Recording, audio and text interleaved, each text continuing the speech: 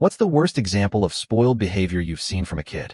I once believed I had seen every shade of entitlement during my years as a private event planner in Bordeaux.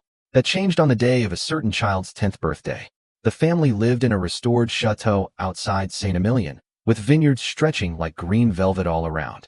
They had hired me months in advance to create what they called a modest celebration. When I arrived that morning, I realized their definition of modesty was very different from mine. By noon, the lawn was transformed into a small amusement park.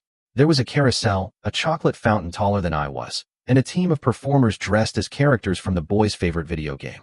The air smelled of sugar and roses.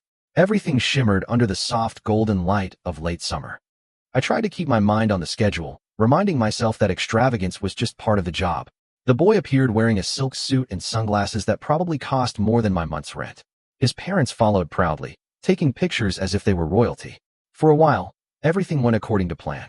The entertainers performed, the guests clapped, and laughter filled the garden. But when it came time to present the gifts, the atmosphere shifted. One by one, guests offered their presents: model cars, designer sneakers, limited edition gadgets. The boy opened them mechanically, barely glancing at what was inside. Then came his grandfather, carrying a small, wrapped box. Inside was a pocket watch, polished silver, engraved with the family crest. It had belonged to the boy's great-grandfather. A piece of history, delicate and priceless. The boy held it for a second, then frowned. He turned away, unimpressed. His mother's smile faltered, his father's jaw tightened, but no one said anything. The grandfather's expression was quiet, not angry, just tired. I remember the look in his eyes more than anything else that day.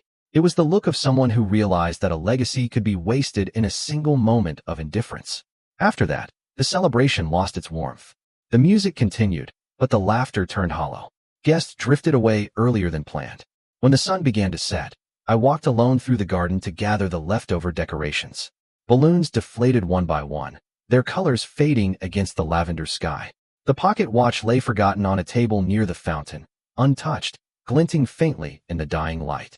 I picked it up and turned it over in my hands. It was heavier than it looked, filled with time and meaning. I placed it gently on a chair where someone would find it. The next morning, when I returned to finish cleaning, it was gone. Maybe the grandfather had retrieved it. I hoped he had. Years later, I still remember that afternoon whenever someone asks about spoiled behavior. It wasn't the toys or the tantrums that stayed with me. It was that silent rejection, the moment when gratitude disappeared and a generation's worth of value turned to dust.